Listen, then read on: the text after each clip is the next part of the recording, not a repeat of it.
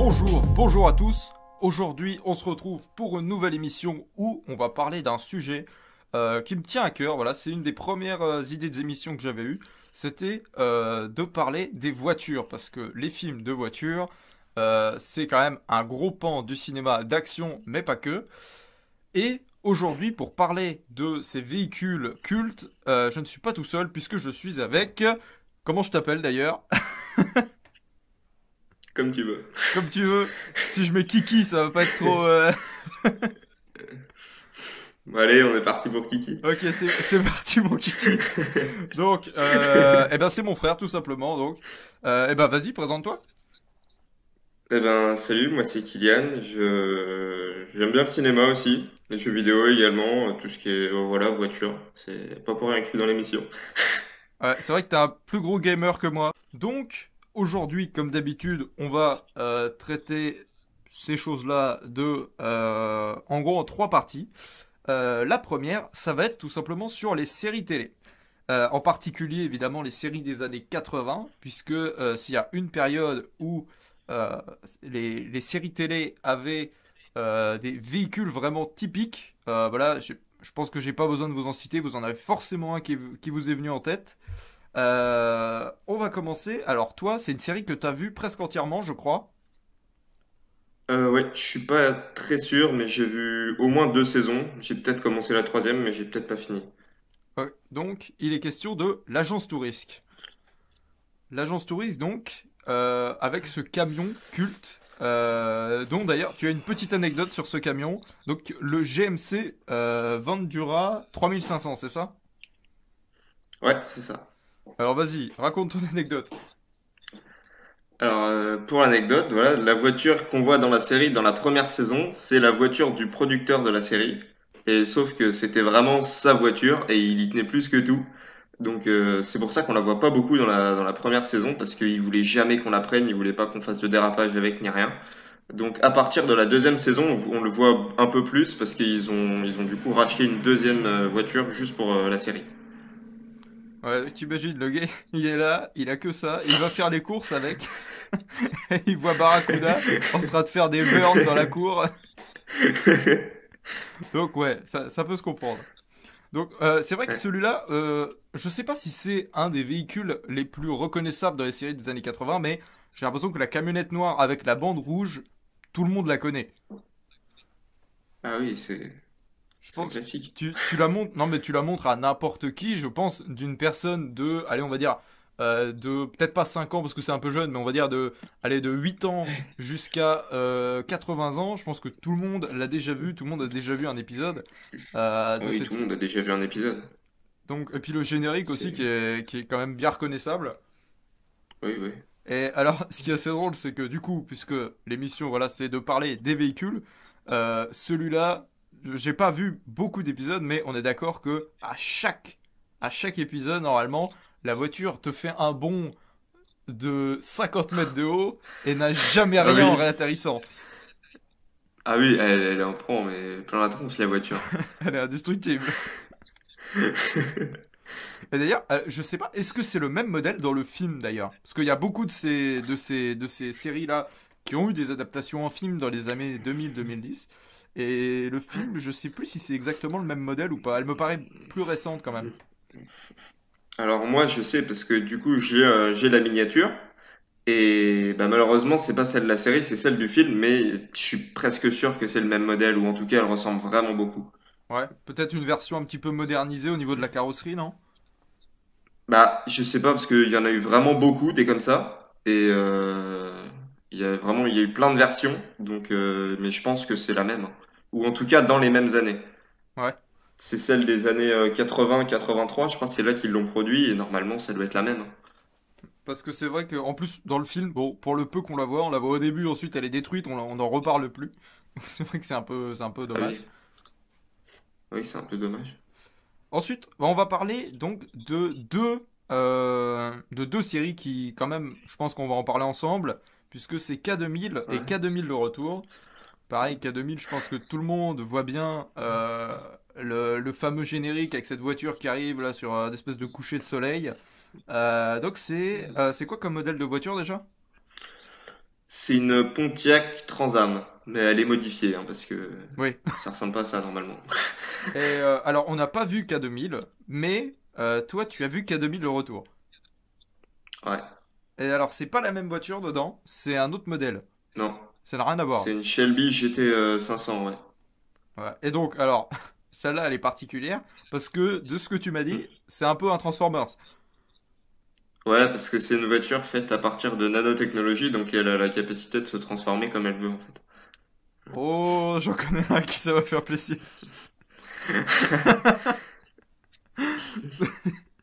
Euh, ouais, donc, d'ailleurs, alors, autant l'agence touriste, donc toi, c'est quelque chose que, voilà, t'aimes quand même bien la série, Ouais, c'est cool. mais K2000 le retour, Le retour de K2000, c'est une des pires séries que j'ai vues. à ce point-là. Non, c'est vrai. En même temps, ça sent pas très C'est bon. Déjà, quand t'as le retour dans le titre, à part Alien, ça ne marche pas. pour la première, donc dans la K2000, l'original, la Trans Am qui est utilisée, c'est une voiture. Tu sais par qui elle a été produite à l'époque? Parce que bon, c'est une Pontiac. Et à l'époque, qui était directeur général de l'entreprise? Je sais pas, Shelby. C'était John DeLorean. Ah ouais, sérieux? Ouais, le mec qui a fait la DeLorean. Ah bah Et ça. à l'époque, je pense, il s'est dit la même chose pour toutes ces voitures. Il s'est dit, celle-là, c'est la voiture du futur. C'est Mec, vrai. il faisait des révolutions tous les 2 semaines. Regardez cette voiture, c'est celle de l'avenir. Bon, après, dans les véhicules, bah, d'ailleurs, on va en parler de ces deux-là ensemble, Starsky Hutch et Magnum, qui sont deux voitures rouges vifs. Alors, je crois Mm. qu'il n'y a pas de blanc sur celle de Magnum, mais il y a la fameuse bande Ouais, blanche sur celle de Starsky ouais, Hutch. Alors, ouais, c'est une Ford Torino, c'est ça? exactement. Et alors, la Ford Torino, c'est pas la seule. Enfin, il y en a plusieurs qui sont quand même très connues, je crois, hein. Bah, il y a trois versions de la Torino. Il y a la Ford Torino, donc celle dans Starsky Hutch. Il y en a une autre que je ne connais plus le nom. Et il y a la Grand Torino, qui est bah, justement dans le film du même nom de Clint Eastwood.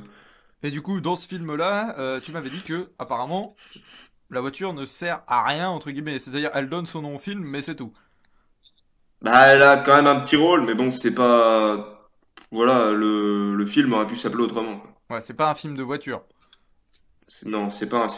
Je sais même pas si. Je crois qu'il doit la conduire une fois, mais c'est pas une scène du tout d'action, hein. C'est vraiment une scène de conduite. C'est un vieux qui conduit, quoi. Il est là, il avance, il va faire ses courses et il rentre chez lui. Elle va chez Prima. C'est tout. Et bon alors, pour Magnum, on est vraiment dans le cliché de la voiture rapide, pétante et tout, puisque c'est une Ferrari Mm. 308 GTS. Donc c'est vraiment Ouais. Ferrari déjà, hein, à partir de là, est-ce qu'il y a besoin d'en dire plus? Et voilà. Et Et alors, d'ailleurs, la voiture là, je sais pas si c'est un clin d'œil, mais on la voit dans Better Call Saul, dans la dernière saison, la saison 5. Et à un moment, il y a le méchant qui arrive, qui rentre chez lui, et il y a quelqu'un qui lui a offert un cadeau, et c'est la même voiture. ah ouais? Et je suis pas sûr, mais je crois qu'il lui dit, ah regarde, c'est la voiture de Magnum. Ah ouais? Ah ouais, d'accord. Et alors, c'est vrai que là, on se concentre sur les voitures, plus précisément, mais je crois que dans la série, il a un hélicoptère aussi, qu'on voit même dans le générique, il me semble. Donc voilà, là on s'est concentré plus sur les voitures parce que sinon, bah, enfin sur les voitures et les véhicules, on va dire à 4 roues, parce que voilà, il va y avoir des camions, des choses comme ça, mais c'est vrai qu'il y a encore beaucoup de choses, on peut pas parler de tout. Notamment par exemple dans Doctor House, voilà, il a une moto, c'est une Repsol, je sais plus exactement le modèle et tout ça. Faut dire que je connais pas grand chose en moto, déjà en voiture, mais Oui, alors en moto, je vous laisse même pas. Pour la prochaine, alors, celle-là, j'y ai pensé. Vraiment, c'est une des dernières à laquelle j'ai pensé, alors qu'elle m'avait marqué à l'époque quand j'avais commencé la série. C'est la Chevrolet Corvette C1 de 1962 de Lucifer, du coup, dans la série Lucifer. Alors, celle-là, elle est très marquante parce que, en fait, elle ouvre la série, vraiment. Et ça montre vraiment que un véhicule, enfin, une voiture pour un personnage, c'est vraiment plus que juste un moyen de locomotion. Quand il y a un vrai développement et tout, ça peut vraiment être un trait de caractère presque. C'est-à-dire que là, on a d'abord la voiture qui arrive, puisqu'il faut savoir que l'ouverture de la série, c'est Lucifer qui se fait contrôler par un policier, parce qu'il va trop vite. Donc voilà, déjà ça pose le décor. Et, euh, Mm. et comme on voit ce véhicule avant, on a le truc de se dire, ok, on est sur quelqu'un voilà, de très, très classe, mais en même temps, voilà, la voiture est très simple, à l'ancienne. Je sais pas si tu vois ce que je veux dire, mais t'as quand même Et aussi, surtout, Ouais, surtout qu'il doit être très riche, parce que la voiture coûte très cher, je crois, hein. C'est la Corvette qui coûte le plus cher. Bah, il y en a eu plusieurs je crois qu'ils en ont fait sur 10 ou 15 ans, et c'est le modèle C1 qui coûte le plus cher. Donc, ah ouais. tout Ah, de je suite, sais on que, sait tout de suite qu'il a de l'argent. bah même en miniature d'ailleurs, j'avais regardé pour l'acheter et elle est introuvable. Donc Je sais plus déjà, mais la taille réelle, elle doit être, je sais plus, c'est plus de 100 000 euros, je crois. ah ouais. Ouais, D'ailleurs, pas mal. je crois que bah, des fois dans là pareil, c'est une série tout le long de la. Il l'a encore, je crois aujourd'hui. Hein. J'ai pas vu, Je sais pas, j'ai pas mais vu la saison 5 encore, mais je crois que c'est il l'a gardé pendant longtemps. Hein. bah, on la revoit pas, si. Bah on l'a, bah si parce que quand il se déplace sur les scènes de crime, etc. En général, il la conduit, ou alors il arrive avec Chloé, donc il est dans sa voiture. Mais on le voit quand même Ah, mais souvent. il en a d'autres, hein. Bah, il y a même une poursuite en avion à un moment. Tu te rappelles pas? Il court, enfin il court. Il poursuit l'avion avec sa voiture, il passe devant. Ouais. Donc c'est quand même Non, je me un... rappelle On plus. la voit quand même assez souvent. Après, c'est pas non plus un personnage à part entière, mais c'est vrai que ça ajoute ce Ben, petit truc, le fait qu'il ait une voiture voilà, très stylée, qui soit en plus très chère et assez rare à trouver. bah, Donc ça montre bien après, le... Ouais. il en a pas qu'une, puisque, comment? Il y a un épisode, je sais plus c'est lequel, et ils doivent aller à un rassemblement de voitures de collection et tout. Et du coup, Chloé lui dit, viens, ramène une voiture. Et il arrive, et il est pas en Corvette. Et Chloé lui dit, ah bah je croyais que t'aurais pris ta Corvette. Et c'est pas ça qu'il a. Donc c'est pas tout le temps la même qu'on voit. Ah ouais? Bah, je pense que Ouais, celle-là, ça doit être sa préférée, tu vois, qu'on voit quand même le plus souvent. Mais ouais, bah ouais, cet mais épisode-là, mec, ça me dit rien. C'est dans la saison 3 ou 4? Parce que saison 2 non, je sais, parce que ça doit je être sais plus, mais peut-être dans la dernière, parce que ça me dit rien du tout. Donc voilà pour Lucifer. Alors après, on va passer, pareil, à un modèle qu'on voit beaucoup, la Dodge Charger 1969 de la série. Sheriff fait ma peur. Voilà, pareil, série, série quand même. Alors je pense que c'est moins culte que Magnum, K2000, l'agence touriste, mais enfin je veux dire, ça passait. Il y avait une période, ça passait quand même beaucoup à la télé. Alors Hmm, le fameux drapeau, alors je sais plus c'est quoi, c'est sudiste ou nordiste, je sais plus. je sais plus, Enfin il y a le c'est drapeau toi. confédéré, je crois. Oui, c'est le drapeau Ouais, confédéré c'est ça, ouais. qui est sur Ouais, le toit, donc la voiture ouais. orange, assez pétante. Donc à chaque épisode c'était la course avec le shérif.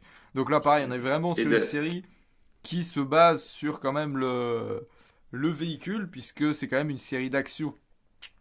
Une série d'action, de course-poursuite. comment? De quoi? Et d'ailleurs, c'est pas pour rien qu'il y a le drapeau dessus, parce que la voiture, elle a un nom. Oui, La voiture, c'est le général Lee, oui, c'est vrai. en hommage à Robert Lee, qui a fait la guerre de sécession. Et ça, c'était comment? C'est bah après, je crois que c'est plutôt les années 70, hein, cette série-là. Je sais plus. Ouais, je crois, hein, mais... Enfin, ça me paraît plus vieux que les autres qu'on a évoqués pour l'instant, en tout cas. Hmm. Ensuite, alors on va parler d'un véhicule qui n'est pas principal dans la série, mais pour moi c'est un véhicule qui est quand même assez marquant. C'est la Citroën DS de Monsieur Giles dans Buffy contre les vampires. Alors, toi, tu n'as pas vu la série. Enfin, t'as vu quelques épisodes ou quelques saisons, même, je crois. J'ai dû voir que quelques épisodes, parce que j'étais pas au courant qu'il avait une DS, donc... Bah, c'est. Alors, justement, ce qui est intéressant, c'est que dans les premières saisons, il a l'ADS. Donc, c'est vraiment le bibliothécaire qui a sa vieille guimbarde, tu sais, qui veut pas changer, Ouais. contre le progrès, tout ça. Et, euh, Hmm. et je crois qu'elle est détruite. Et du coup, au bout de quelques saisons, il change. Et il achète vraiment une grosse BMW rouge pétante, décapotable. Et, je me rappelle, il y a un truc assez drôle, c'est que c'est Willow, je crois. Donc, donc c'est le premier jour, je crois, il vient de la voir. Donc, il conduit Alex, Buffy, je sais plus qui, dans sa voiture. Il fait, Hmm. putain, j'arrive pas à passer les vitesses. Enfin, tu vois, il galère. Il arrive pas à la prendre en main. Ouais. Il arrive. Et il y a Willow ou Alex, je sais plus, qui fait waouh, super la nouvelle bagnole et tout. Et l'autre, tu le regardes super content, il fait oh, c'est un plaisir à conduire. Ah, c'est Giles, quoi. Mais c'est vrai que cette petite voiture-là, d'ailleurs, on la trouve dans une petite collection, je sais plus le nom. Mais pareil, ça fait partie des miniatures. Si tu veux, le modèle spécifique de la série, c'est introuvable. Et du coup, en parlant de DS, c'est également la voiture du personnage principal de Mentalist, Patrick Jane. Ouais. Alors, je crois qu'elle est plutôt bleue, la sienne. Bleue ou celle de Giles, c'est beige. Je sais pas pourquoi Mentalist, j'ai un souvenir qu'elle est bleue. Mais c'est peut-être beige aussi. C'est souvent dans les mêmes Ouais, tons de couleur, hein, la DS. ouais, je crois. Ouais. Il n'y a pas de truc particulier par rapport à cette voiture, si ce n'est que voilà, elle est un peu originale, en accord avec le personnage un peu décalé de Patrick Jane dans la série. On Et va. elle est dans Scarface. Ah bon? Ouais, il y a une scène à un moment où ils veulent éliminer quelqu'un, ils piègent une voiture, et donc ils suivent la voiture et tout, et la voiture piégée, justement, c'est une DS aussi. Ah ouais? Ça va faire bizarre de voir. Parce qu'en plus, c'est quand même une voiture française. Je crois que c'est la première voiture Bah ouais, française qu'on a depuis le début, hein.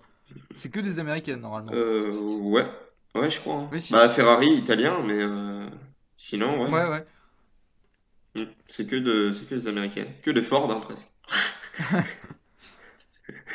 Là, on va passer à un véhicule qui est beaucoup plus culte, par contre. Mais, alors, Mm. je sais pas, mais j'ai pas trouvé de marque.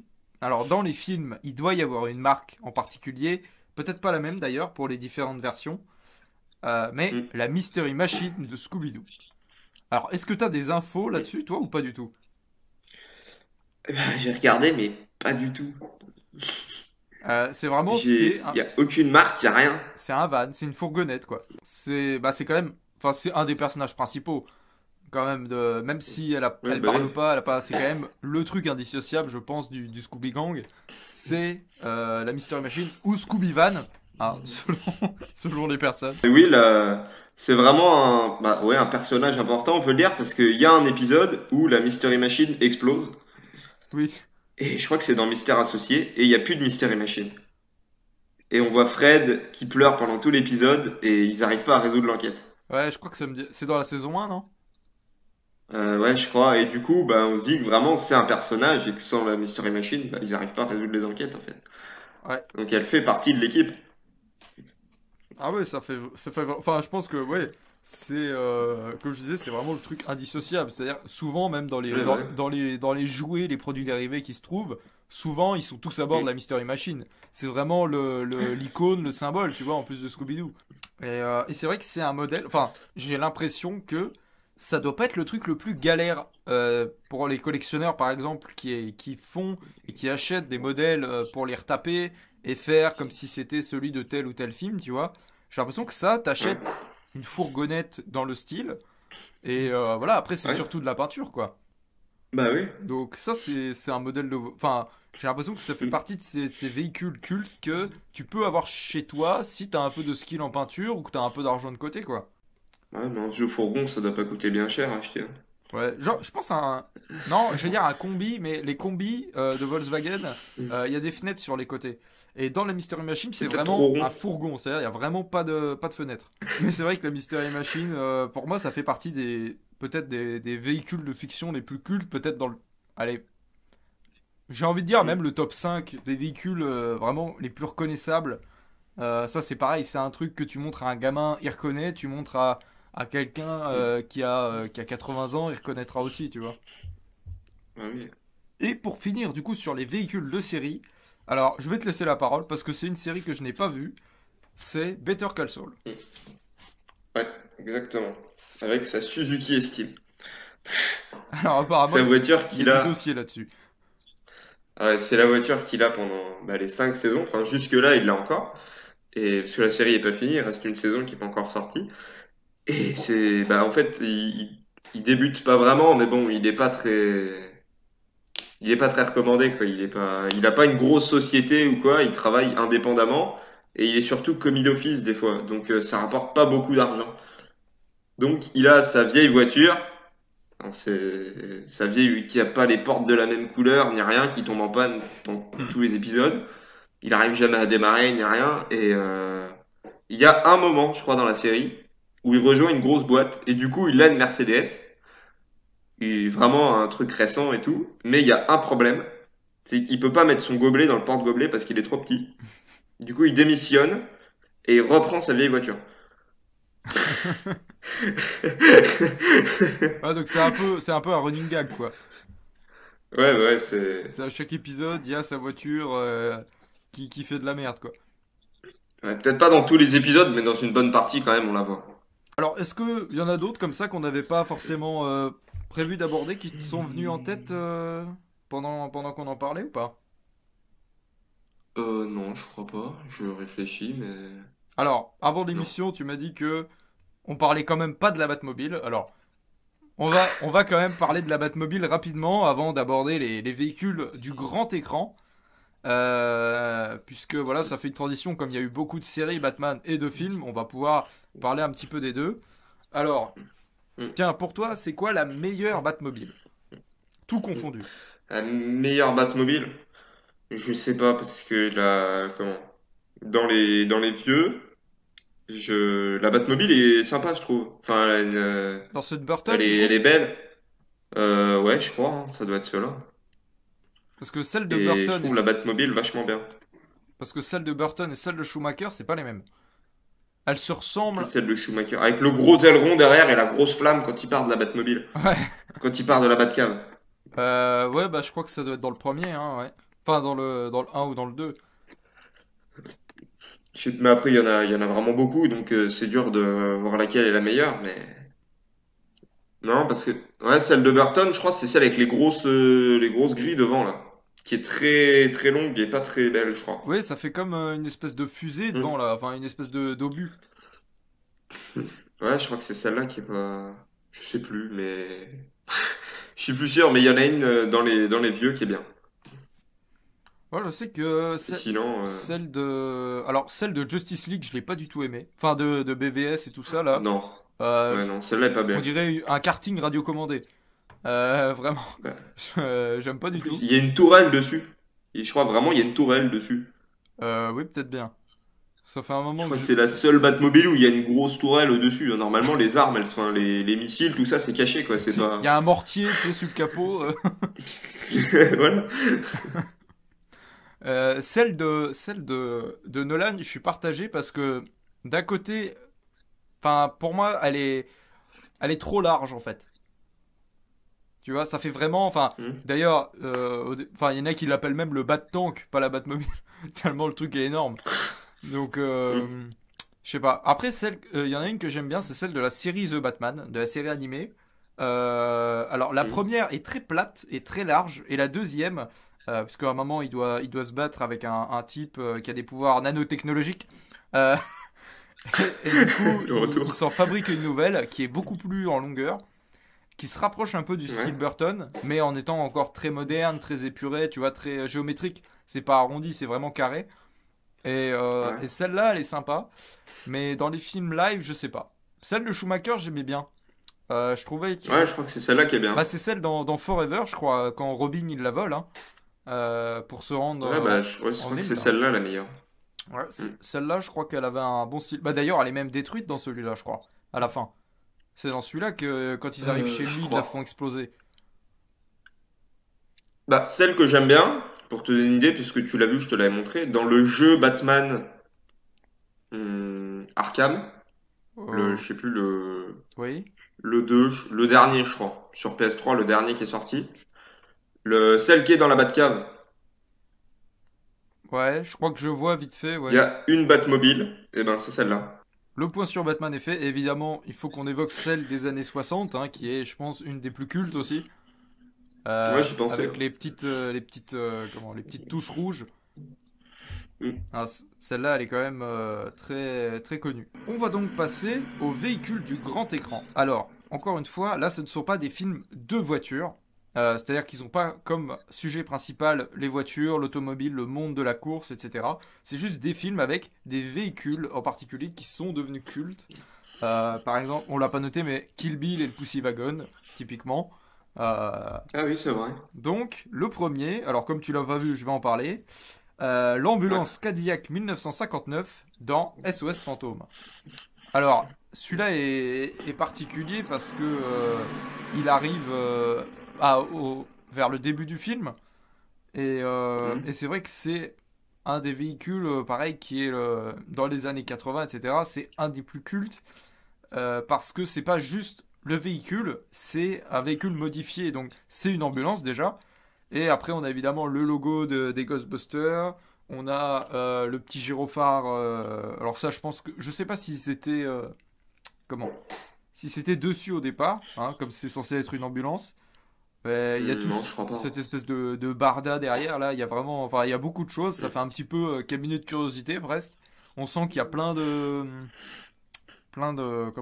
d'accessoires, plein de gadgets cachés un peu partout dans le véhicule. Et c'est vrai que celle-là, c'est pas ma préférée dans les véhicules cultes, mais elle a quand même un truc, donc c'était impensable de ne pas l'évoquer. La prochaine, c'est la Ferrari mondiale de 89 dans Le temps d'un week-end avec Al Pacino. Donc c'est le film où Al Pacino joue un aveugle et à un moment, il va avec un garçon qui est avec lui, qui est là pour le surveiller. Ils vont louer une Ferrari, donc la Ferrari mondiale, et Al Pacino conduit la Ferrari alors mais il joue un aveugle, donc il est aveugle, quoi. Il voit pas ce qu'il fait. Et il conduit quand même la voiture. Et donc il y a une très grande avenue où il accélère, il va vraiment vite. Et à un moment, il se fait contrôler par la police. Donc il s'arrête, il est au volant, et il se fait contrôler. Et il arrive à répondre au policier. Et il se fait pas. Et le policier comprend pas qu'il est aveugle, et il le voit pas, et il le laisse repartir. Et du coup, c'est quand même, enfin, c'est un modèle vraiment spécial. Enfin, c'est la scène qui rend ce véhicule spécial. Bah ouais, quand même, parce que Ouais, donc c'est vraiment c'est une plus, des scènes qui m'a le plus marqué dans le film. ouais, c'est plus pour l'intérêt par rapport à l'histoire plutôt que le modèle en particulier, quoi. Ouais, ouais. Ouais, voilà.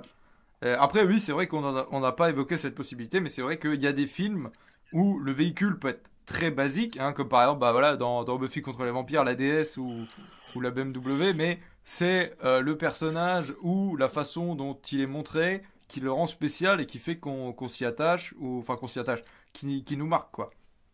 Alors après, Mm. évidemment, je pense que c'est un film que tout le monde a vu, DeLorean, DMC-12, Retour vers le futur. Alors, celle-là, Mm. elle est particulière et en fait, elle est dans les deux cas parce que elle a de la gueule, comme dirait Doc, et en plus de, en plus de ça, enfin, le film repose sur elle.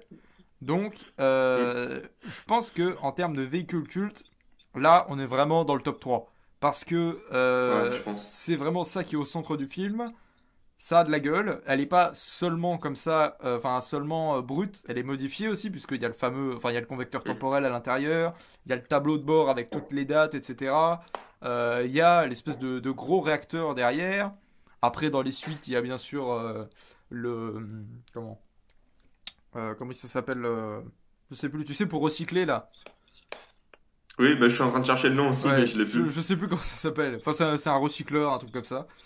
Donc ouais, Retour vers le Mm. futur, cette voiture-là, voilà, je pense que c'est vraiment... Et comme tu le disais tout à l'heure, à l'époque ça avait été pris parce que c'était considéré comme la voiture du futur, parce que il y avait l'aspect futuriste, mais il y avait également, je crois, au niveau de la composition, de l'alliage métallique, etc., je crois qu'il y avait enfin, il y avait des propriétés qui étaient vraiment futuristes, quoi. C'était pas juste sur le visuel. Et les portes papillons surtout, les portes qui s'ouvrent par le dessus. Ouais, oui, c'est vrai aussi, ouais. Surtout ça. Et d'ailleurs, c'est quand même un véhicule tellement marquant qu'on le revoit dans plusieurs autres films, comme dans Ready Player One, c'est la voiture du personnage principal. Mais la DeLorean, Oui, ça oui. reste quand même à chaque fois, les deux exemples que tu as cités là, c'est associé à Retour vers le futur. Tu vois, Ah oui. c'est indissociable. Quand tu vois une DeLorean dans la rue, tu ne peux pas penser à autre chose. Je pense que c'est vraiment. On ne peut pas détacher aujourd'hui la DeLorean de cette trilogie. Et je crois que j'en ai vu une. Alors, je sais plus, je crois que c'est dans le flic de Beverly Hills. Je suis pas sûr. Et je crois qu'on en voit une. Mais genre une naturelle, quoi, tu vois, enfin une naturelle. Ouais, Sans équipement, sans rien, tu vois, c'est vraiment une oui, DeLorean oui, qui je vois. passe. Et je crois que c'est dans le flic de Beverly Hills, mais je suis pas sûr. Donc, mais je l'ai vu dans un film des années 80, c'est sûr. Et je me suis dit, putain, c'est la première fois que j'en vois une au cinéma qui ne soit pas associée à Doc ou Marty ou ce que tu veux. Bah, après, même dans les jeux vidéo, elle est associée à ça, puisque je t'avais montré une fois dans Oui, Driver San Francisco, on peut acheter la voiture, et la première fois qu'on l'essaye, quand on passe je sais plus, du coup, je bah crois les que c'est 88. 140, bah, du coup, en kilomètre heure, c'est 141 kilomètres heure. Il y a des flammes, et la voiture disparaît. Putain, c'est génial. Et on débloque un niveau bonus qui est le premier niveau du premier jeu Driver. C'est quand même cool ça. Ça, c'est cool. Donc, Enfin, moi, je l'ai vu, ça m'a fait plaisir. bah ouais. Bah, alors, bah, je vais te laisser la parole. Du coup, pour les deux prochains films, parce que je les ai Hmm. pas vus. Enfin, il y en a un que j'ai vu il y a très longtemps quand j'étais enfant, donc je me rappelle vraiment plus. Alors, la première, c'est la Mustang coupée de 1967 dans le Marginal avec Belmondo, où c'est comment? Il a un ami qui a des jeux de casino, tout ça. Et un jour, il y a un mec qui pouvait pas payer. Il lui a échangé contre c'est ce qu'il devait payer contre sa voiture, qui est la Mustang coupée, qui est d'ailleurs totalement modifiée. Il lui dit, c'est la voiture blindée. Et elle est vraiment, on peut pas, si on est dedans, on peut pas mourir. On est sauvé quoi. Et il y a un moment où Belmondo lui prend la voiture pour une raison que je vais pas dire, parce que je vais pas raconter tout le film. Et il y a une course poursuite dans Paris. Et ils sont sur les bords de la Seine et tout, et la voiture, vraiment, au début, je savais pas c'était quoi. Et je me dis, c'est quoi cette voiture? Ça ressemble à une Mustang, mais elle est modifiée, vraiment. Il y a les grosses roues qui ressortent sur le côté et tout, et je me dis, qu'est-ce que c'est que ça? Et on voit vraiment le blindage qui fonce dans tout ce qui passe et tout, et la voiture, elle a rien. Et c'est vraiment une scène marquante en voiture. Bah, je me rappelle que quand je l'ai vu quand j'étais gosse, justement, le truc de la voiture blindée, ça m'avait marqué. Parce que, évidemment, tu vois Mm. ça quand t'es gamin, enfin, c'est un truc de dingue. Tu vois la voiture comme ça, y a rien de l'arrête, c'est quand même super. Ouais, bah, ouais. Et ensuite, donc, tu vas nous parler des Blues Brothers. Exactement. Les Blues Brothers et leur Dodge Monaco de la police de 74. C'est-à-dire que au début, il y a un des deux frères qui est en prison. Et donc, la première scène du film, il sort de prison et son frère vient le chercher avec la Dodge de la police qui est complètement foutue. Il y a plus de fenêtre derrière, je crois. Il y a du bordel partout sur le tableau de bord, tout ça. Et il lui dit, mais qu'est-ce que c'est que cette horreur que t'as acheté? Il lui dit, non, mais c'est rien, c'était une revente de la police, des véhicules qu'ils n'utilisent plus, machin. Et c'est un véhicule qui est avec eux pendant tout le film. Et il y a, sur la fin du film, une course-poursuite de, bon, je dirais bien 10 minutes, qui est, je pense, une des scènes de voiture qui m'a le plus marqué dans tout ce que j'ai vu. Elle est vraiment géniale. Ah ouais? Et ils sont là, tu vois dans Driver 2, quand tu sautes les ponts et tout, ils font pareil. Ouais. Il y a le pont qui monte et il saute, et c'est génial. En plus, c'est bien filmé, on comprend ce qui se passe, et non, c'est vraiment une bonne scène, ça. Peut-être la meilleure scène du film. C'est pour ça que le film m'a autant marqué, je pense. D'ailleurs, ça me fait penser, tu parles de course-poursuite. Avant de parler Hmm. des deux prochains, là, euh, je voudrais parler de Die Hard 3. Parce que quand je l'ai vu à l'époque, j'avais trouvé la scène de course-poursuite. Alors, je crois que c'est à bord d'un taxi, mais je suis plus sûr. Il y a une scène de course-poursuite à travers tout New York parce qu'il doit rejoindre l'autre bout de la ville.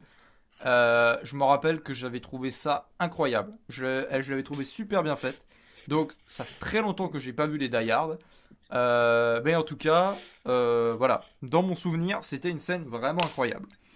Et en parlant de poursuites de dingue, les deux films dont je vais vous parler là, euh, voilà, c'est clairement. Il y en a une, elle est reconnue comme étant une des poursuites les plus cultes de l'histoire du cinéma. Et la deuxième, j'ai tout simplement trouvé incroyable et c'est peut-être ma préférée. Donc je vais commencer par Bullet, donc à bord de la Mustang GT Fastback, euh, donc avec Steve McQueen, une course-poursuite dans San Francisco qui dure à peu près 10 minutes aussi, sans aucune musique.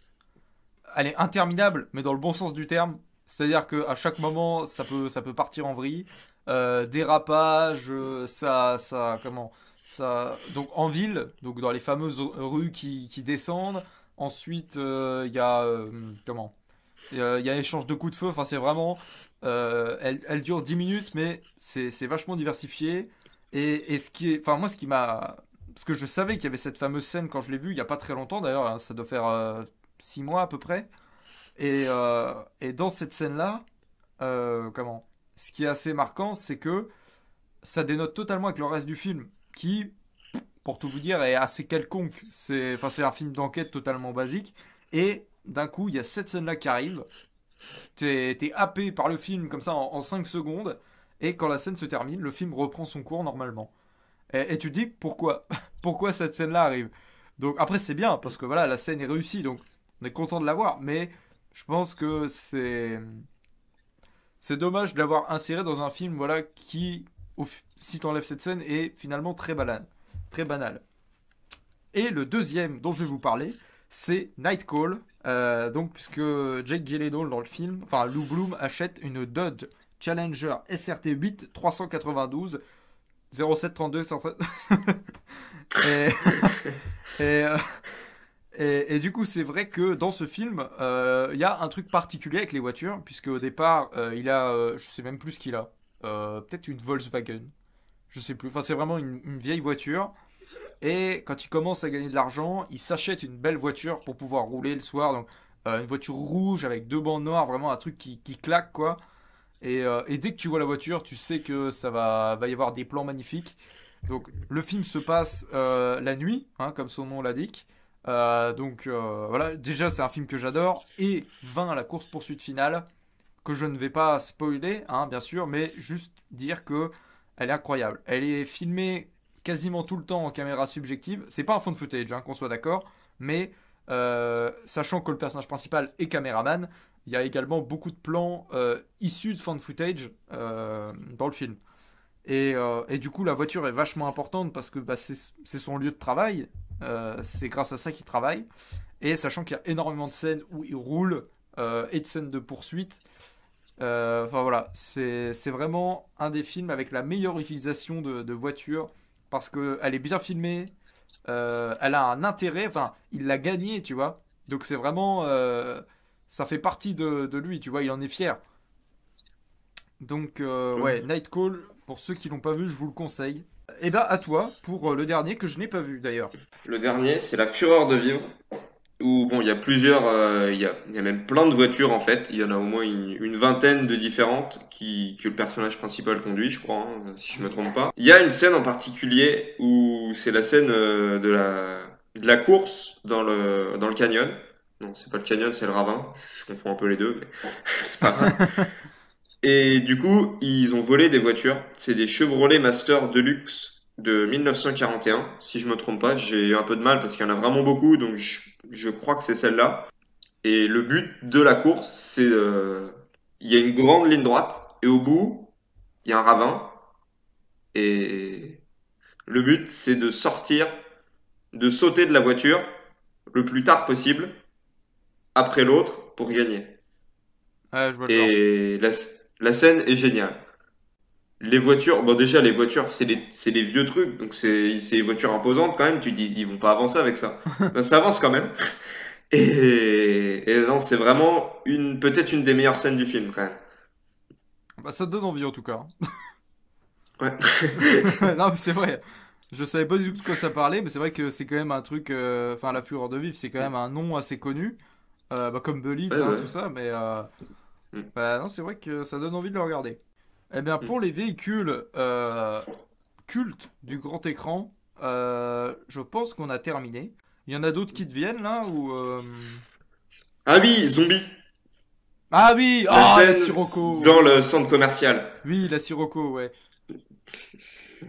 La scène-là, elle est géniale aussi. Oui, c'est vrai qu'on n'y pense pas forcément, mais oui, cette Mm, scène-là où ils conduisent la voiture dans le magasin, c'est vrai qu'elle est super. Donc, pour les véhicules du grand écran, on va avoir fini et on va passer à la dernière partie de cette émission. où on va parler plus clairement du coup de ce qui nous intéresse, les films de voitures. Donc basés sur des courses, basés sur des personnages ou comment? Enfin, vraiment des films qui ont pour sujet les automobiles. Et on va commencer avec un des films les plus cultes, je pense, de voitures.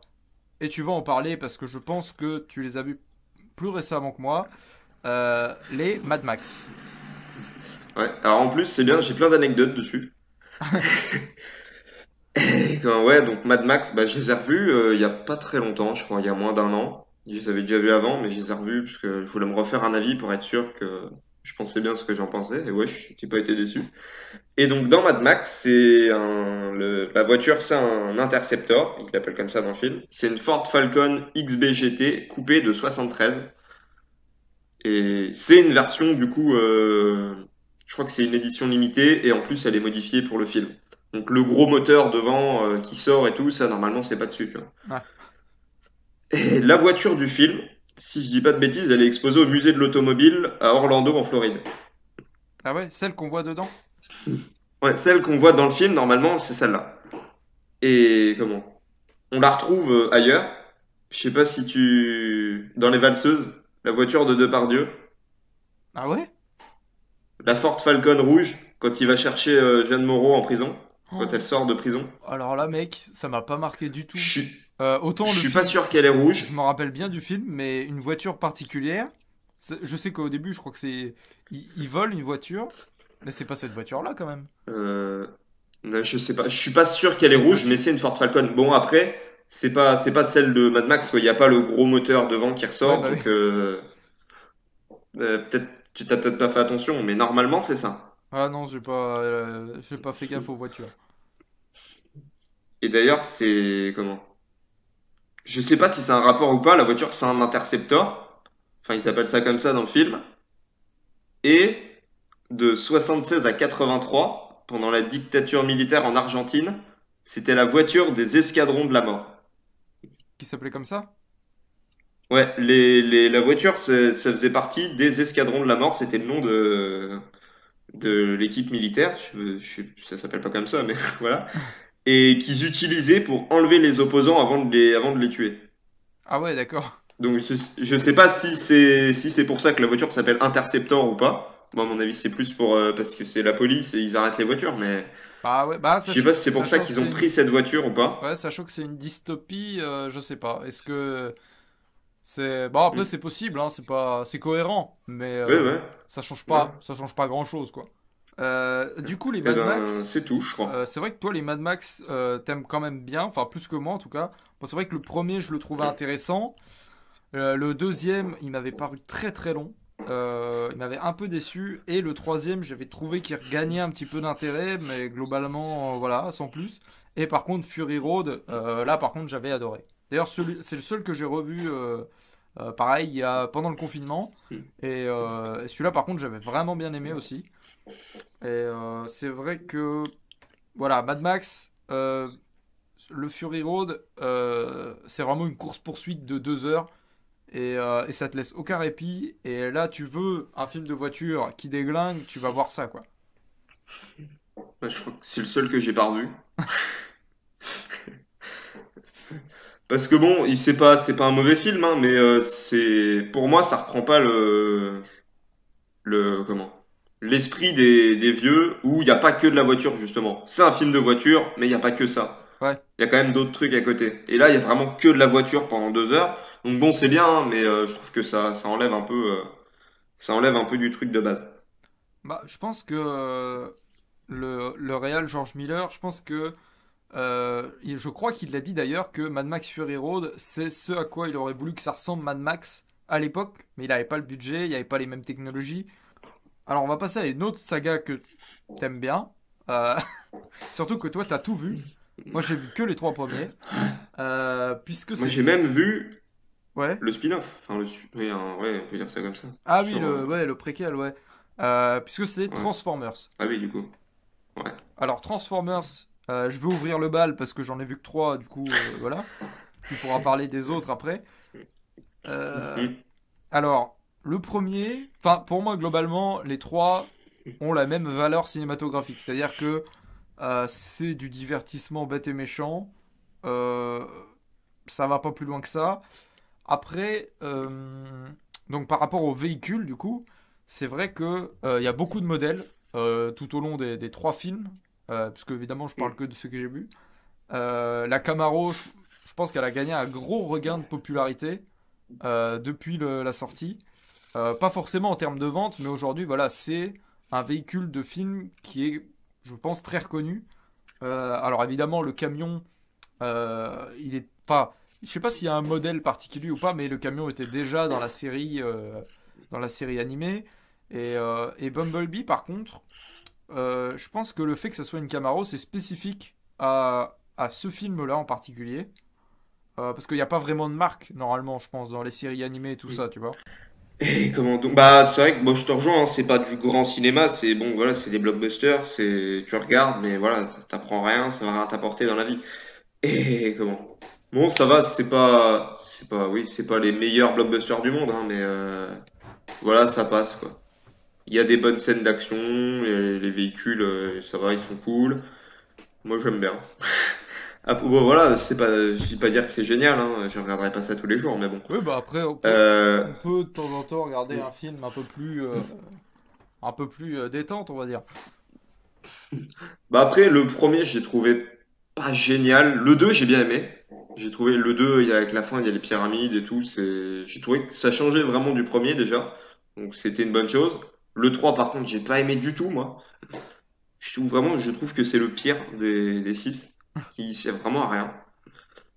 Et après, le 4 dans le 4 bon, il y a des dinosaures. On va me dire, il y a des dinosaures, c'est n'importe quoi. Mais il l'explique.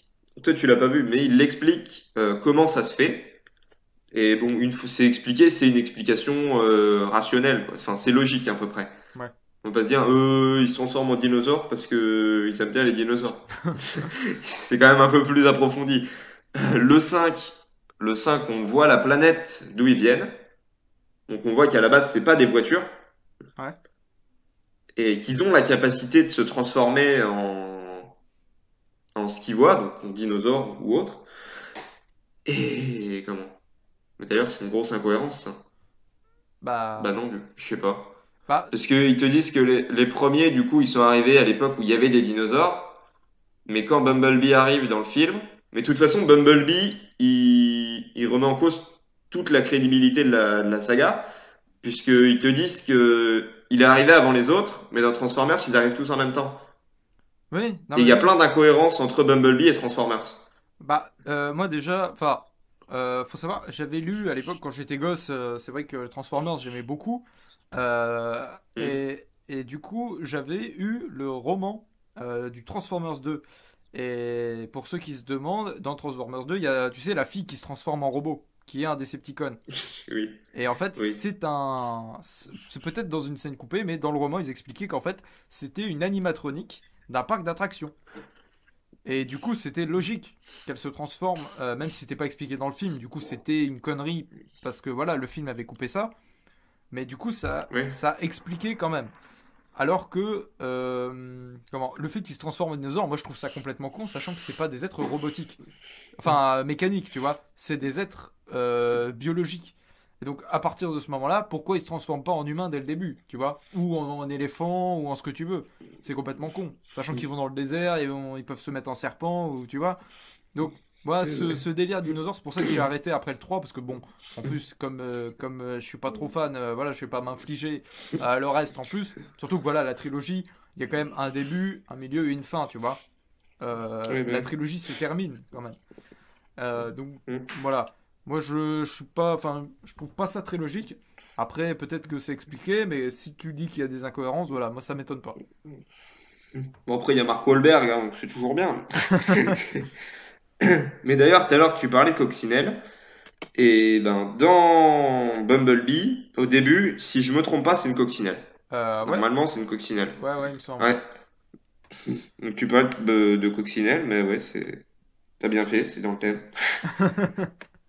Et je crois que c'est à la fin de Bumblebee que la voiture, enfin que Bumblebee du coup se transforme en vieille Camaro de l'époque. Et qu'après, il va se garer sur le parking où il va rencontrer Sam. Ouais, je crois que c'est ça. Parce que je me rappelle plus, je l'ai vu pas très longtemps après qu'il soit sorti. Bah, ouais, bah, on va passer à la suite, un petit peu mieux, puisque un des films de voiture, enfin un des films de course, je pense, les plus réussis, alors pas réussis en termes, comment, d'histoire, mais en termes visuels et en termes de vitesse, etc., c'est vraiment ce qui se fait de mieux, Speed Racer. Ouais, Alors moi je l'ai ouais, découvert parce que j'aime beaucoup Emile Hirsch et que après avoir vu Into the Wild, The Girl Next Door, etc., j'ai regardé un peu ce qu'il avait fait de populaire et dans ses grands rôles apparemment il y avait Speed Racer. Donc je me lance là-dessus. J'ai la chance de le découvrir sur projecteur et évidemment là c'est la claque parce que le film est énorme. Alors je l'ai revu depuis, je vois un petit peu plus de défauts, surtout au niveau du scénario. Je trouve que c'est pas très bien construit, mais ça reste, voilà, visuellement ça reste une expérience unique au niveau des couleurs et tout. Enfin c'est vraiment une dinguerie. je suis assez d'accord. Quand on a les mêmes avis, c'est compliqué.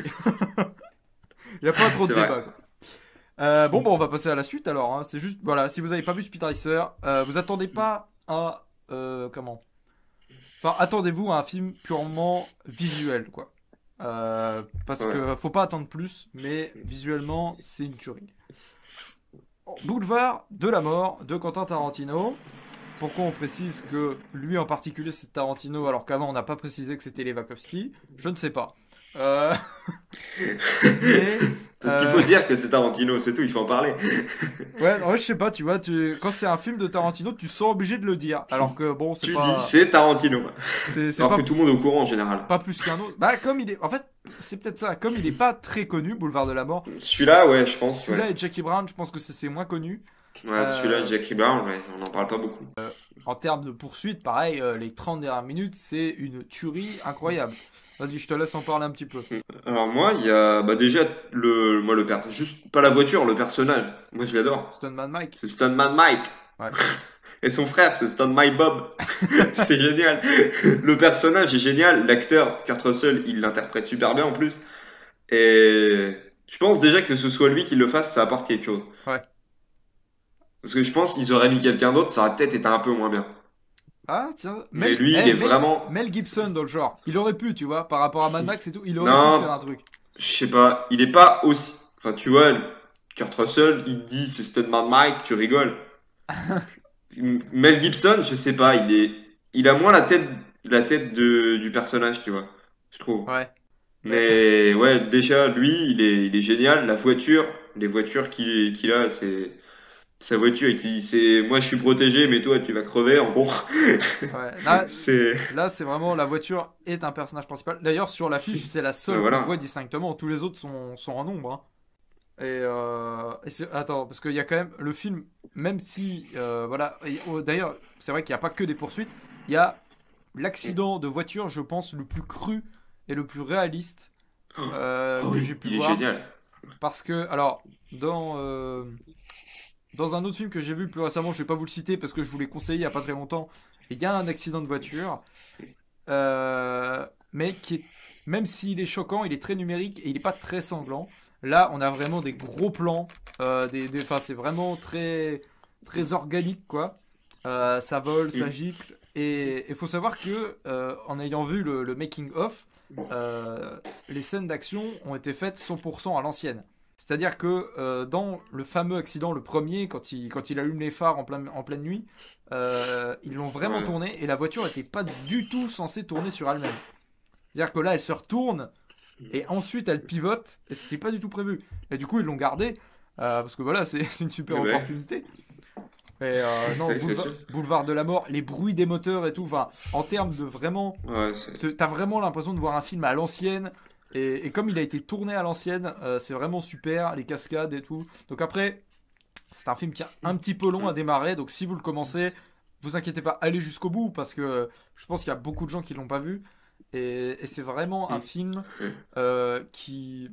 Tarantino, c'est toujours comme ça. C'est-à-dire qu'il est long à démarrer. Et après, t'as la récompense.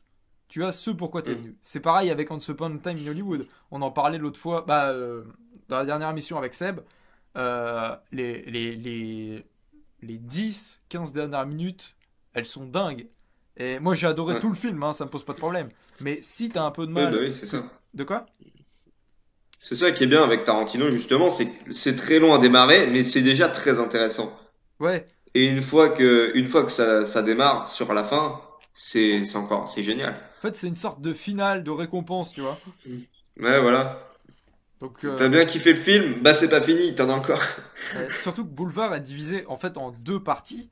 La première, c'est la victoire du méchant, et la deuxième, c'est la victoire pas du méchant. Donc, non, c'est vraiment. Enfin, moi, en termes de film de voiture, voilà, c'est ce qui est de plus qualitatif. C'est-à-dire que c'est pas juste un film de voiture, Ouais, c'est vraiment. Enfin, je sais pas, mais t'es dedans, quoi. Là, je l'ai revu, pareil, pendant le ouais, bah, confinement, sur projecteur, gros, avec le son, c'est une tuerie. ouais. Je l'ai Autre revu chose, aussi il y a pas très longtemps, je crois.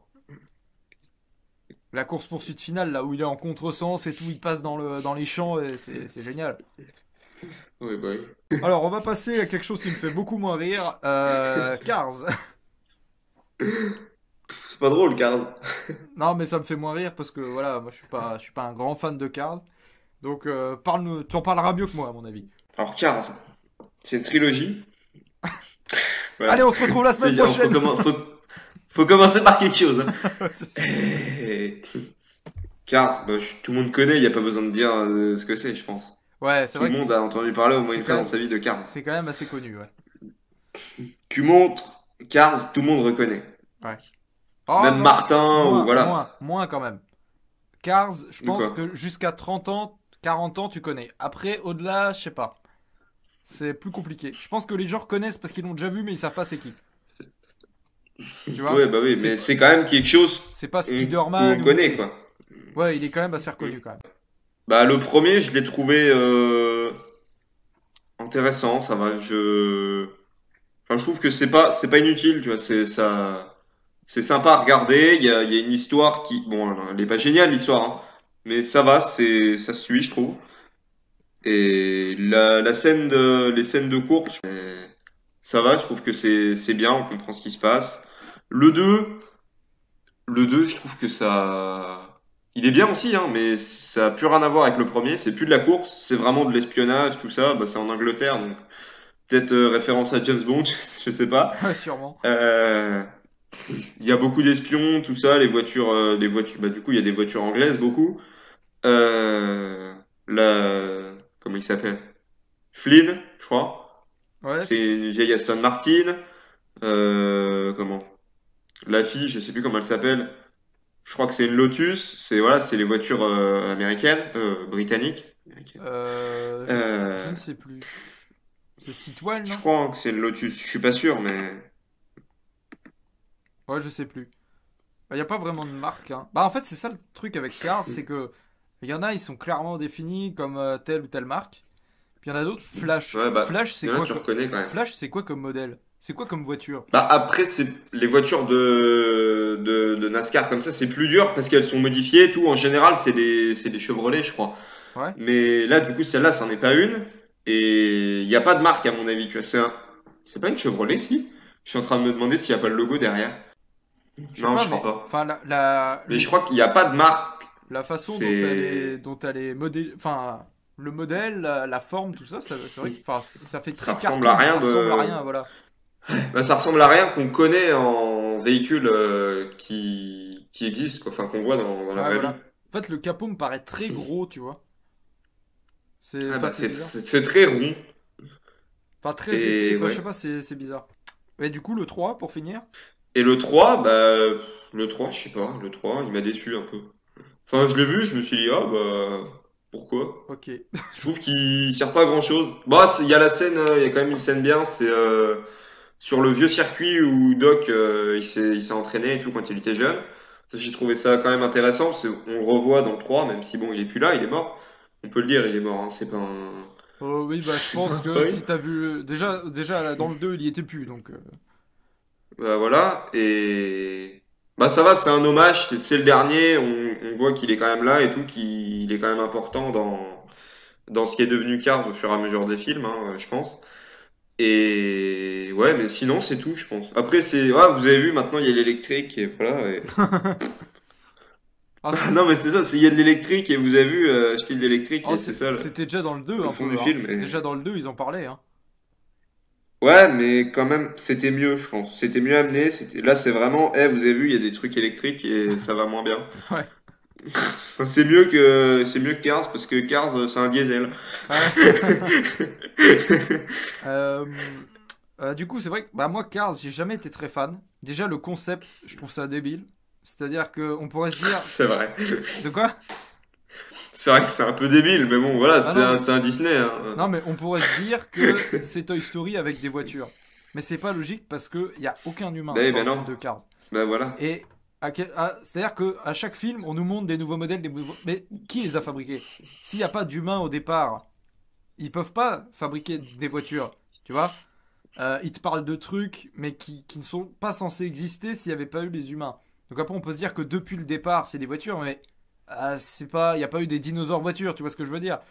C'est complètement. Enfin, Oui, ben oui. j'accroche pas au truc, tu vois. Quand je regarde le film, je me dis, je trouve ça trop con. J'arrive pas à accrocher au truc. Après, c'est pas des mauvais films. C'est juste que le concept de Oui, départ, oui. je le trouve claqué au sol. Euh, Oui, c'est sûr le que premier si tu vois film, ça comme ça. le premier film passe plutôt bien. Après, voilà, enfin, c'est passable, quoi. Il n'y a pas trop de développement. C'est, on résout assez vite les problèmes. Enfin, il n'y a pas trop d'enjeux, quoi. Si ce n'est McQueen doit retourner sur le circuit et puis la vie, il a des problèmes et tout. Le deuxième, dans mon souvenir, c'était celui que j'avais préféré entre le un et le 2. Au final, non. Hmm. Enfin, c'est comme le premier, mais en moins bien, en fait. Et par contre, le troisième, j'étais surpris. Parce que quand je l'ai découvert, je m'attendais à rien du coup, hein, à la conclusion de deux films que j'ai pas trouvé ouf, voilà. Et le troisième, justement, j'ai trouvé que. Enfin, c'est très particulier, mais en tout cas, le film m'a plus parlé que les deux premiers. Je trouve que les courses aussi, les scènes de course, dans le premier, enfin voilà, elles m'ont pas marqué, dans le deuxième non plus, mais dans le troisième, je les ai trouvées vraiment super bien faites. Les courses du début, même de la fin, enfin tu sens vraiment la vitesse. Voilà, c'est quelque chose que j'avais pas retrouvé dans les précédents. Donc pour moi, le troisième restera mon petit préféré. Mais après, voilà, c'est pas des films dont je suis dingue, donc je sais même pas si je les achèterai en DVD, tu vois. Moi, je les ai, donc voilà. J'ai pas le 3 encore. Bon, si Ah, je te sûr, trouve le c'est vrai trois. que même si j'ai pas kiffé, j'aimerais bien l'avoir quand même, mais Ouais, bah oui, c'est au vrai moins pour que finir, n'importe où, quoi, les normal. Disney, ça coûte une blinde. Alors, on va passer à un tout autre registre, puisque après Disney, on va passer à Christine. Alors, que tu n'as pas vu, donc Ouais, j'ai pas vu. je vais en parler rapidement, hein. Voilà, Christine, c'est une. Ouais. Christine. Euh, c'est la version anglaise, hein, c'est la même chose. Non, Christine, donc, c'est une Plymouth de je ne sais plus quand, de 59, je crois. Voilà, la scène d'introduction est incroyable sur Bad to the Bone. Voilà, elle est culte. Le film est un petit peu lent, surtout sur la deuxième partie. Je pense qu'il faut vraiment avoir lu le livre parce que, enfin, il y a les trois quarts des trucs, faut deviner ce qui se passe. Mais le film est plutôt sympa, il y a une bonne atmosphère, il y a des bons acteurs et surtout il y a la fameuse scène où la voiture se répare toute seule. 40 ans après, elle n'a pas pris une ride. T'y crois toujours autant. Donc voilà, ça fait partie des véhicules cultes et en plus un film d'horreur en particulier, c'est vraiment super parce que bon, Boulevard de la Mort, voilà, c'est pas vraiment un film d'horreur. La première partie, un petit peu, enfin la fin de la première partie, un petit peu de l'horreur, mais Hmm. là, Christine, c'est vraiment un film plutôt d'épouvante. Donc c'est plutôt cool d'avoir un film avec pour méchant une voiture, c'est original. Hmm. Ensuite, je pense qu'on va parler du Mans 66 Ouais, que toi que toi tu aimes beaucoup. ouais. Alors j'aime bien aussi, pas autant que toi, je pense. Bah vas-y, du coup je te laisse commencer sur Le Mans 66, qui est sorti en plus, c'est le film le plus récent, je crois, de la liste, hein. Ouais, il est sorti L'année dernière. fin 2019, je crois. Hmm. Ouais, le mois de décembre 2019, je crois, un truc comme ça. Pourquoi c'est un bon film de voiture? Parce que bah, ça parle pas justement, c'est pas que de la course. Il y a quand même, on voit la confection des voitures. Comment? Il y a quand même on voit ce qui se passe à l'époque, au début. On voit les usines, tout ça, comment les productions de voitures, comment ça se passe, qu'est-ce qu'ils font à peu près à l'époque. Et donc on se dit pas, bah pourquoi ils font une voiture de course? Ils en faisaient déjà à l'époque. Non, ils en faisaient pas, c'est la première qu'ils font. Ouais. C'est la première voiture de course faite par Ford. Et comment? Après les scènes de... Moi, c'est déjà une voiture que je connaissais avant. Et je me disais déjà, elle est géniale cette voiture. J'en veux une. Et après, j'ai vu le prix, j'ai dit non, laisse tomber. C'est plusieurs millions, hein, parce ils en ont fait très très peu. Et comment? Après, les scènes de... toute la partie où ils construisent la voiture, ils l'essayent, tout ça, c'est génial, moi je trouve. Et les scènes de course, je pense que font partie des meilleures scènes de course que j'ai vues, hein. C'est bien filmé, on ressent la vitesse, on comprend ce qui se passe. Limite, on arrive à voir la forme du circuit à la fin.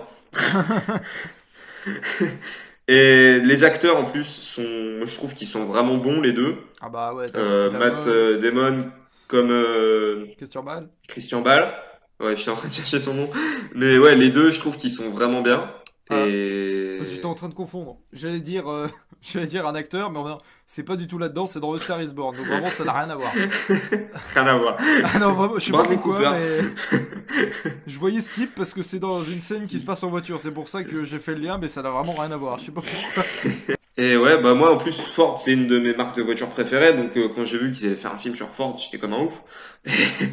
Et non, je pense que sur les films récents que j'ai vus, qui sont sortis ces dernières années, je pense que c'est celui que j'ai préféré. Ouais. Ouais. Bah, globalement, bah, c'est à peu près le même avis que toi. Sauf que bah, moi, je trouve pas que ce soit forcément excellent. C'est un bon film, hein, j'ai vraiment bien aimé. Mais bah, voilà, enfin, c'est un bon biopic, mais pour moi, ça va pas plus loin, tu vois. Effectivement, les scènes de course voilà, sont bien filmées. J'ai pas ressenti la vitesse tant que ça comparé à un Speed Racer ou même non, peut-être pas Cars 3, faut pas abuser. Mais comparé à un Speed Racer, voilà, pour moi, en termes d'immersion dans la course, c'est ce qui reste le mieux, tu vois. Mais c'est vrai que Mm. Le Mans 66, il y a ce truc de, c'est pas juste de la course de voiture, il y a également la conception, les essais, tout ça. Mm. Donc, c'est vrai que c'est ce qui le rend très intéressant par rapport aux autres films de course. Par exemple, dans Cars, voilà, on le voit un peu s'entraîner dans le 3, mais c'est tout. Après, il y a pas mal de films vraiment de course de type Formule 1, tout ça qu'on n'a pas évoqué parce qu'on les a pas vus. Donc, je sais qu'il y a Michel Vaillant, Mm. l'adaptation de la BD française, mais apparemment, à chaque fois que je demande, on me dit le regarde pas, c'est une purge. Donc, ça me donne pas trop envie. Il y a Rush aussi avec Chris Hemsworth et Daniel Brühl qu'il faut que je vois parce que là, par contre, on me dit qu'il est pas si mal que ça. Et je crois qu'en termes de films vraiment de course sur circuit, c'est les seuls Mm. qui me viennent là. Mais c'est vrai que Le Mans 66, voilà, c'est un bon film. Donc, si vous l'avez pas vu, sachant qu'il est sorti récemment, voilà, vous pouvez y aller. C'est un film avec des bons acteurs, un bon montage aussi. Enfin, Mm. globalement, c'est réussi, quoi. On va passer à une saga. Là, on va parler, évidemment, vous le sentez venir, Fast and Furious. Alors, alors toi, tu ne les as pas vus. J'ai vu le 6 moi. Ah, t'en as vu un quand même. Ah, c'est con, merde. T'as vu le seul, enfin pas le seul, mais t'as vu là où ça commence à devenir très nul. Moi en plus je connaissais aucun personnage, j'ai rien compris. Du coup j'attendais juste les scènes de voiture, puis j'ai été carrément déçu en plus. Ah bah là, c'est sûr que là, alors, on va faire un point rapide du coup sur Fast and Furious. Donc moi, je les ai découverts en début d'année, je crois, ou en fin d'année dernière, je sais plus. Ouais, hein. Ouais, à peu près, ouais. Et alors, le premier, c'est un film de voiture, mais c'est surtout un film policier, un thriller. J'étais plutôt surpris, je m'attendais vraiment à un truc très nanardesque, très mauvais, et au final, ça va. C'est une immersion dans l'univers du tuning qui est plutôt intéressante, et encore une fois, c'est quelque chose à l'époque, on n'avait pas vu. Je n'ai pas d'autres films de tuning là qui me viennent en tête maintenant, mais en tout cas, pour moi, ça reste le précurseur, je pense. Le deuxième, j'étais très surpris. Je pense qu'encore aujourd'hui, c'est un de ceux qui m'a le plus marqué. Après, marqué, voilà, tout en nuance, hein, ça reste Fast and Furious. Mais c'est vrai que le deuxième, notamment la course d'introduction, on a des éléments qui ont été repris dans Speed Racer après. Ça te donne une idée? C'est-à-dire qu'on a un Mhm. plan où on a tous les personnages. C'est-à-dire on les suit d'une fenêtre à l'autre de leur voiture pendant la course. Avec le fond, enfin, Mhm. tu ressens dans le deuxième film, tu ressens vraiment la vitesse. Déjà dans le premier, c'était le cas, mais dans le deuxième, encore plus. Donc le deuxième, on est encore dans quelque chose de très policier, qui fonctionne assez bien. On n'est plus dans le tuning, enfin, il y a encore du tuning, mais là, on découvre un peu le stock car aussi, donc ce qui est quand même un peu différent. Le troisième film, c'est un peu le bâtard. J'ai l'impression que beaucoup de gens le détestent. Alors que, bah, franchement, j'étais très surpris. Alors, on n'a aucun des autres personnages de la saga, mais c'est très. Comment? Enfin, le film raconte son histoire, il le fait plutôt bien. Les scènes d'action, enfin, les scènes de voiture sont plutôt réussies. Donc, voilà, globalement, j'étais assez surpris. Alors le quatrième, ça commence un petit peu à se gâter. C'est-à-dire qu'on repart sur les bases du premier, donc le retour de Vin Diesel et Paul Walker, qui n'étaient pas dans le 3 et Vin Diesel n'était pas dans le 2 non plus. Donc le 4, voilà, j'en garde pas un souvenir incroyable, mais je sais que ça passe. C'est encore du divertissement plutôt correct. Et vient le cinquième, qui pour moi aurait dû être le dernier film, puisque on a vraiment le regroupement de tous les personnages qu'on a pu voir jusqu'à présent dans les cinq premiers films, et tout ça pour faire un braquage. Donc là, on passe vraiment comment? Dans un autre genre. On n'est plus sur du film de course, on est vraiment sur un film de braquage. Donc c'est vraiment un truc à la Ocean, c'est-à-dire qu'on les voit monter leurs coups, etc., monter l'équipe. Donc j'étais vraiment très surpris, j'ai trouvé ça très différent par rapport au reste. Ensuite vient le 6, puis le 7, puis le 8, puis Hobbs et Shaw. Et là, voilà, je ne vais même pas vous en parler parce que depuis le 6, c'est gratuit. C'est-à-dire qu'on a juste des effets numériques, on a juste des scénarios prétextes pour un maximum de scènes d'action. On s'en fout des personnages maintenant. Alors, mis à part la fin du 7, évidemment, puisque Paul Walker est mort, il y a un hommage voilà, qui est assez émouvant, mais c'est tout. C'est pas ce que j'appelle s'intéresser aux personnages.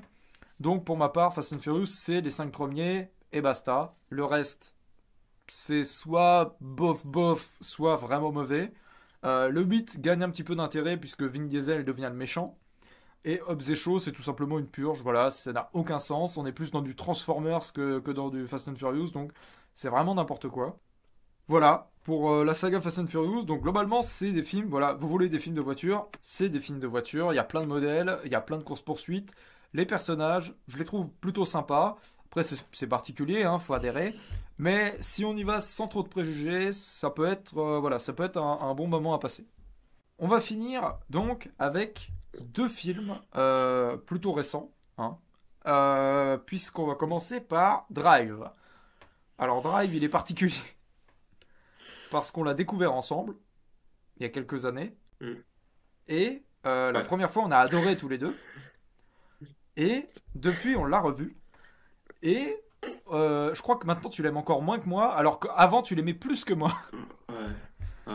Ouais. Et c'est vrai que je vais faire un point rapide sur les qualités. Euh, Mhm. quelques, Ça va aller très vite, hein. les quelques rares poursuites sont effectivement très bien. Après, moi, je suis pas fan de Minecraft. Donc, voilà, j'ai vu The Neon Demon. Enfin, j'ai essayé The Neon Demon. J'ai pas du tout accroché. C'est pas un cinéma que j'ai envie de voir. Donc, voilà, j'ai pas insisté. Mais Drive, c'est le seul que je peux voir en entier parce qu'il a quand même un semblant de cohérence et d'histoire, enfin de structure en fait. Les acteurs, par contre, sont tous bons sauf Ryan Gosling. Euh, non, Merci, il c'est faut le pas, dire. non, c'est pas qu'il est mauvais, mais ouais, c'est Ryan Gosling, quoi. Donc c'est un peu la tête à claque. Euh, Ouais. non, non, mais sinon, il y a Bryan Cranston quand même. C'est Ron Perlman, je crois. Ouais, Ron Perlman, Bon, Carey Mulligan, là, pareil, elle, je peux plus la voir. elle, Euh, on s'en fout, elle joue pas bien en plus, hein. ouais, c'est un Je l'ai vu peu. Gatsby le Magnifique avec DiCaprio. Elle apporte rien. C'est dans Auprès de moi pour toujours aussi avec Keira Knightley et Andrew Garfield. Elle est dedans et pareil, t'as envie de lui mettre des baffes. Euh, ah, mais comme un Gosling dans Drive, c'est pas possible. Et Il y a Oscar Isaac aussi. oui, c'est vrai, il y a Oscar Isaac. Euh, Mm. et non, mais c'est vrai que Drive, du coup, il y a quelques scènes, bah, notamment la scène après le braquage, voilà, qui te lance dans le truc. Euh, et là, il y a des belles couleurs, etc. Mais voilà, c'est pas un grand film. Enfin, en tout cas pour moi. Vas-y, à toi. Eh ben, je sais même pas quoi dire en fait. Non mais c'est vrai quoi. C'est moi je sais pas pourquoi j'ai bien aimé la première fois, j'avais dû trouver ça pourquoi j'ai bien aimé. Je suis en train de me demander hein, parce que franchement, je l'ai revu et j'ai même plus envie de le revoir en fait. Je trouve que c'est pas intéressant, les scènes de voiture, bon voilà, ça va quoi, mais on a vu mieux. Les acteurs, ils sont pas voilà, il y en a deux trois mais c'est les secondaires qui sont intéressants, qui sont bien. Donc bon, c'est dommage. Euh, L'histoire, elle m'a même pas marqué. Je pourrais pas te dire c'est quoi l'histoire dans le film. Pour moi, c'est un mec qui a une voiture et puis Ah il ça, conduit. parce qu'en fait Non, mais j'ai. c'est un peu ça. On n'en a pas parlé aussi du transporteur. Parce qu'en même temps c'est pourri, donc c'est pour ça qu'on n'en a pas parlé. Euh, Voilà. non mais parce que Drive, voilà, c'est quand même autre chose que le transporteur. Mais l'idée de départ c'est ça. C'est-à-dire c'est un type qui est payé Ouais, ouais. pour conduire les gens d'un point A à un point B Ouais. et il s'en fout du reste. Voilà. Donc Ouais. c'est pour ceux qui ne le sauraient pas, voilà, Drive c'est une réadaptation du transporteur. Les raccourcis de ouf. Non, parce que enfin, je préfère Statham que Ryan Gosling quand même, hein. Parce que Ouais, Statham, quand même, dans faut pas certains déconner non films, plus. il est très très bon.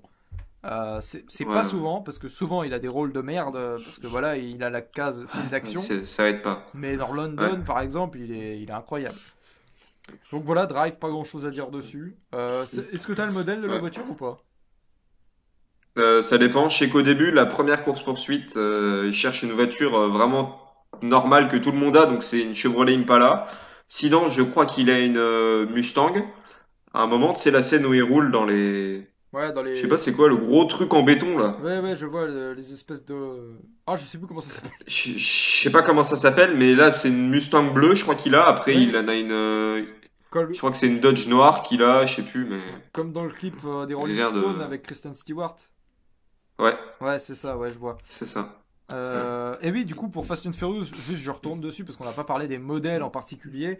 C'est quand même, il y en a Hmm. beaucoup et je pense que les plus marquants, du coup, ça serait, bah, évidemment comment s'appelle-t-elle? La Dodge Et la Charger. Nissan? Non? De quoi? J'ai dit la Nissan, moi, mais non, ça doit être après. Si, si, elle arrive en deuxième. Mais la Dodge Charger de Dominique Toretto. Ouais. La Nissan Skyline comment? De Paul Walker dans le deuxième. Et dans le deuxième, il y a également la Honda S2000 de. Alors, c'est Devon Aoki, l'actrice, mais je sais plus le nom de son personnage. Voiture très rose, très. Mais je sais pas. J'ai trouvé qu'elle avait un truc particulier, voilà. Parce que c'est vrai que dans les derniers films, en plus, après le 5, bon, déjà après le 3, c'est plus compliqué, mais c'est juste des voitures basiques, il n'y a pas de peinture particulière, il n'y a pas de style, tu vois. Donc, t'as même plus le côté tuning qui donnait son intérêt au début de la saga. Ouais.